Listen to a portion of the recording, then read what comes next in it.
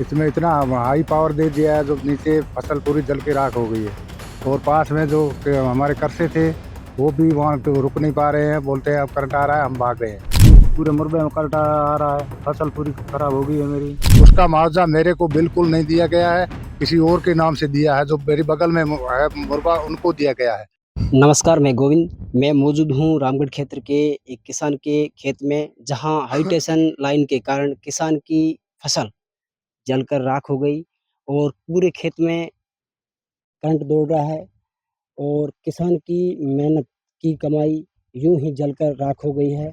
किसान का आरोप है कि किसान के खेत में लगे हाई टेंशन पोल में करंट फैलने के कारण, चिंगारियों के कारण किसान की फसल नष्ट हो गई है। आइए मिलते हैं किसान से। नमस्कार। नमस्कार साहब, ये मुर्गा मेरे फादर के नाम से है, सुल्तान सिंह फादर का नाम है, जी। जो कि मैंने यहाँ काश्त कर रखे है, चने बीज रखे हैं। उसमें क्या है, पावर ग्रिड जो ऊपर से लाइन चल रही है, इसमें 13 तारीख से इसमें इतना हाई पावर दे दिया है जो नीचे फसल पूरी जल के राख हो गई है।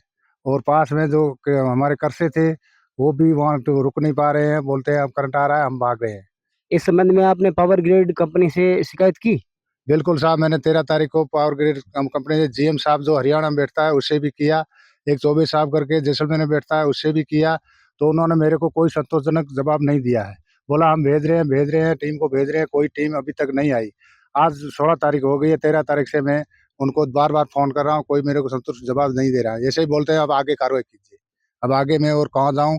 मैं इसीलिए आपसे ये बात करना चाहता हूँ, मेरा नुकसान हो रहा है। इसकी वो जो पावर ग्रिड है इसी से मेरा नुकसान हो रहा है। और जो ये पोल है, ये पूरा पोल मेरे मुरबे में आ रखा है, मेरे फादर के नाम से मुरबा है, इसी में आ रखा है। उसका मुआवजा मेरे को बिल्कुल नहीं दिया गया है, किसी और के नाम से दिया है, जो मेरी बगल में है मुरबा उनको दिया गया है।